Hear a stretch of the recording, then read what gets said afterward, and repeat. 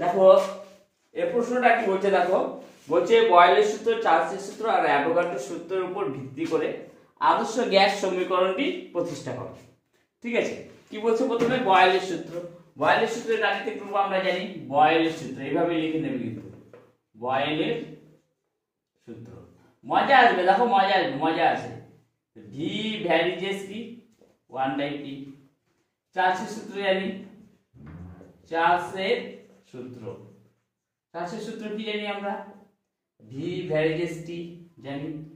আর হলো অ্যাভোগাড্রো সূত্র কি জানি আমরা, অ্যাভোগাড্রো সূত্র, অ্যাভোগাড্রো সূত্র।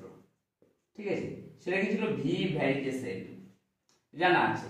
এবারে এদের কম্বাইন যদি করি, ঠিক আছে, কম্বাইন যদি করি আমরা কি পাবো, যেহেতু এখানে এখানে টি টি এর তিনটে কি ভ্যারিয়েবল রয়েছে, তাহলে আমরা ফেলতে পারি, এটা লিখতে পারি আমরা ভি ভ্যারিজেস কি লিখতে পারি, ভি ভ্যারিজেস 1/P তো ছিল, এর সাথে কি হয়ে যেতে পারে টি, এটি করতে পারি আর ইনটু এন।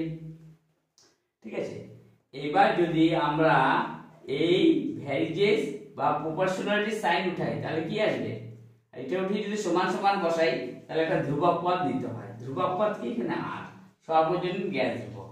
উপরে কি আছে আমাদের Tn/T।